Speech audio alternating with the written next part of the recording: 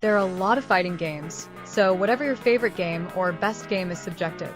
But here are the reasons why I believe it's Arcana Heart and why you might want to give it a try.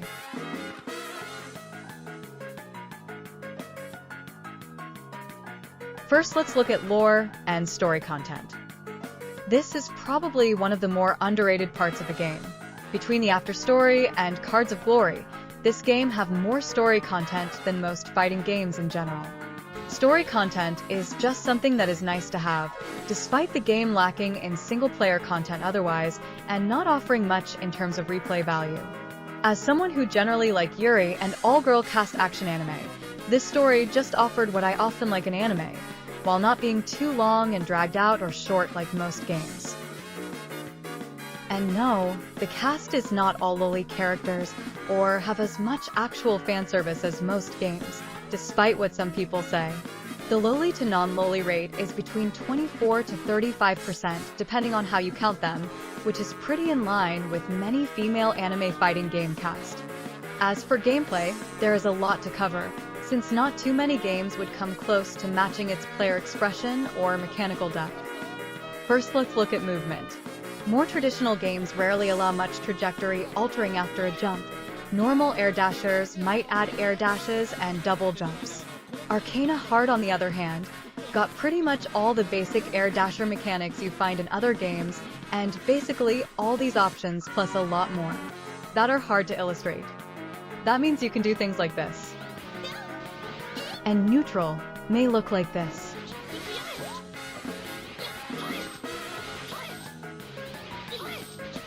Or this.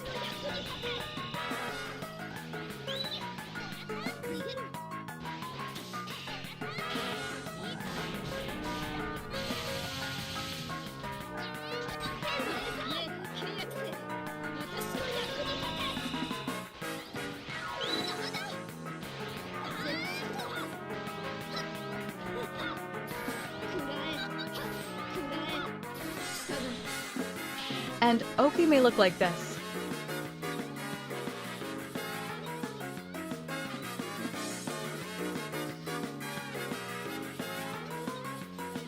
It's got its own version of bursts, rapid cancels, installs, get off me mechanics, and basically everything you see in other air dashers that I know of.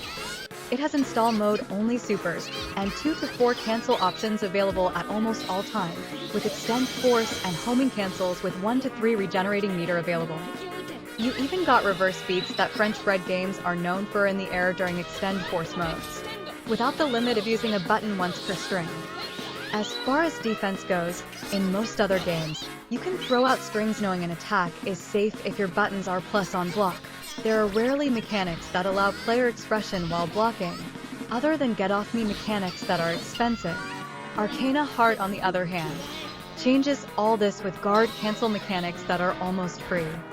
That's why even though the game has block strings that are plus enough to loop forever, and that would be broken in most other games, they are balanced by the system mechanics and make block strings more dynamic than most games. In fact, the only other games I know of that potentially come close to having defensive mechanics that might rival its expression and force more dynamic offensive pressure are Phantom Breaker Omnia, Demon Bride, and Nitro Plus blasters. But what really added player expression and depth were the changes made during the third game. Notice there is a meter for homing, and you enter a cooldown state for using homing cancels.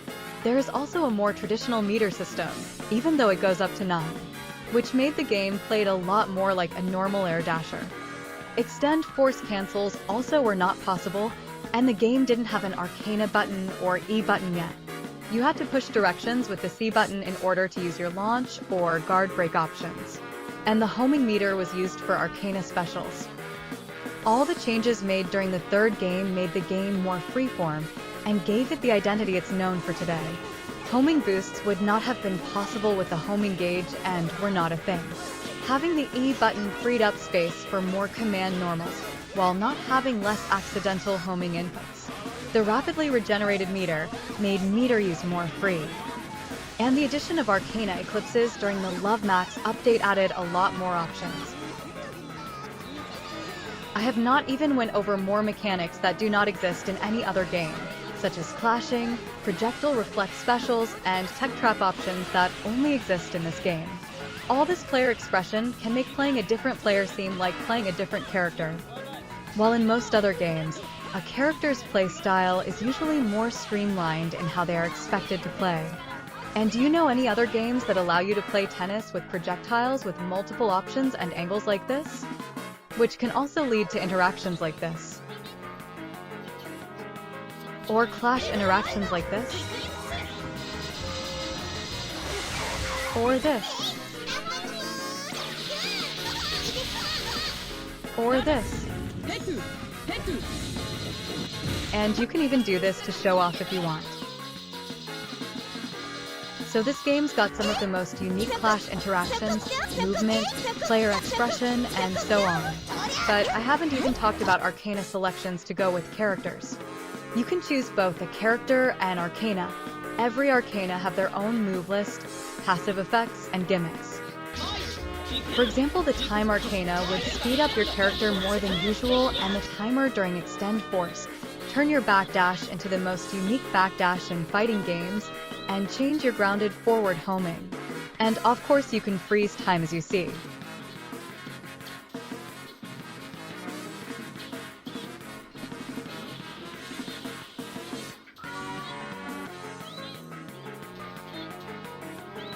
Darkness would turn your character into a puppet character, who can also do this.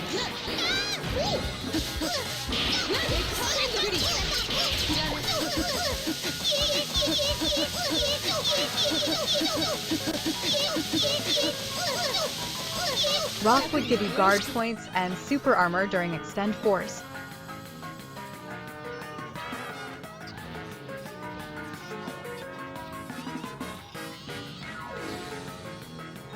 So you control like this. The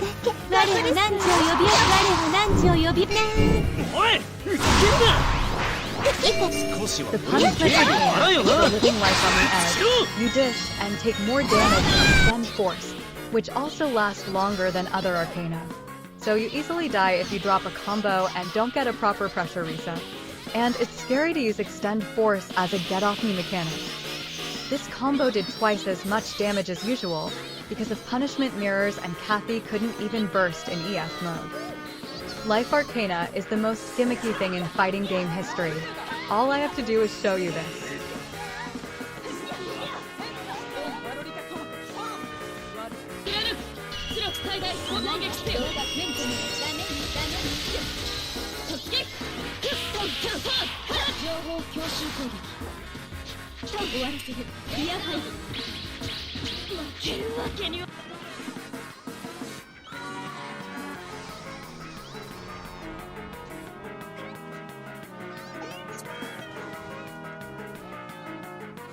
Yes, you can actually touch of death yourself with Life Kathy.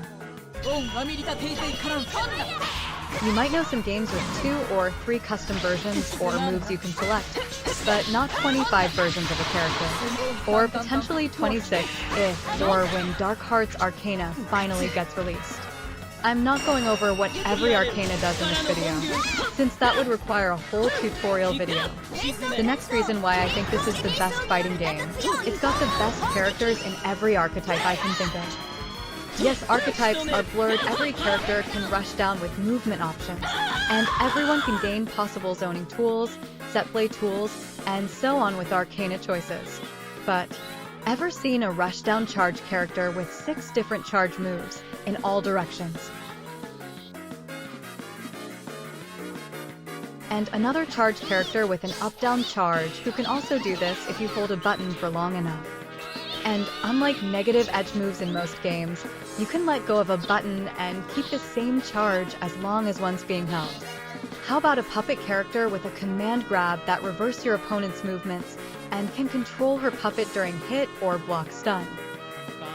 How about a grappler who can fly, clash into command grabs, tech trap with command grabs, and gain whatever zoning tools, teleportation, or whatever tools her Arcana choice gives you? Some of the most unique full-screen zoners ever, who don't necessarily use projectiles.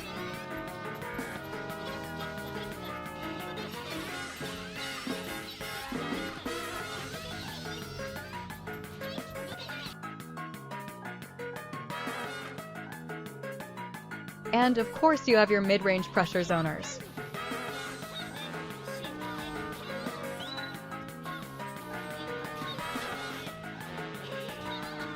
And some really weird gimmicky characters that I'm not going to take too much time explaining. And a lot of characters who might randomly have a charge move or a command grab. Generally, it's a game with enough movement options and odd tools every character with arcana choices have that make archetypes blurred once you learn the game.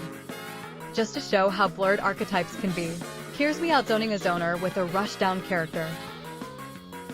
And of course Arcana has some of the flashiest, most unique looking combos.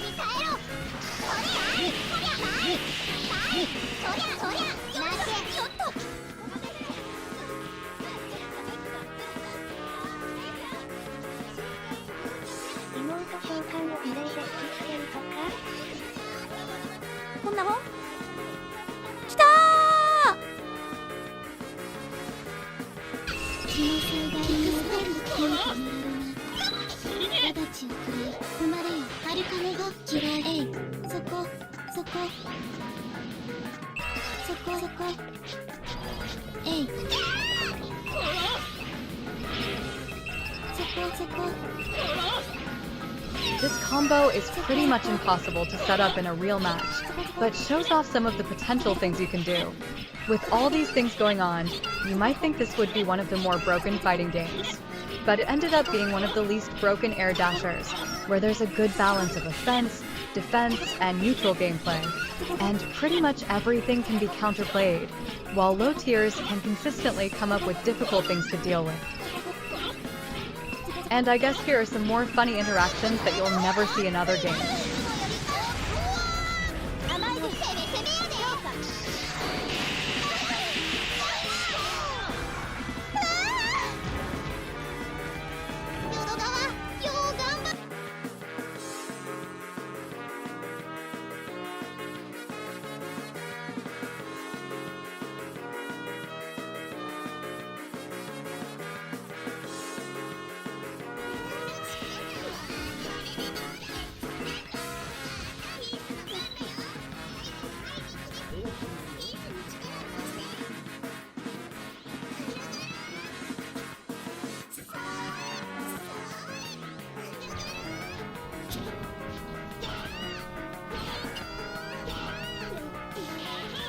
Then backdashing and sway. We've got a light combo, perfect Eden. Oh, and he lands on the plant seed. Ow. Killed in your own combo. Gotta love So Arcana. in summary, it's a game with a really cute cast. Extremely deep gameplay with mechanics you won't find anywhere else. Extremely fast and free-form to the point you can do whatever you want while flying across the screen once you get used to how to use the mechanics. And being a great game if you are someone who likes to lab and come up with a lot of stuff no one else has. All while being a lot of fun, surprisingly balanced, and having a lot of dumb silly stuff. Maybe it isn't the right type of game for you, which is fine, but you got to admit it's one of the deepest games with the most action at high levels. For me, it's been my favorite game for a long time, and if it doesn't convince you, it's got infinite pogo sticks.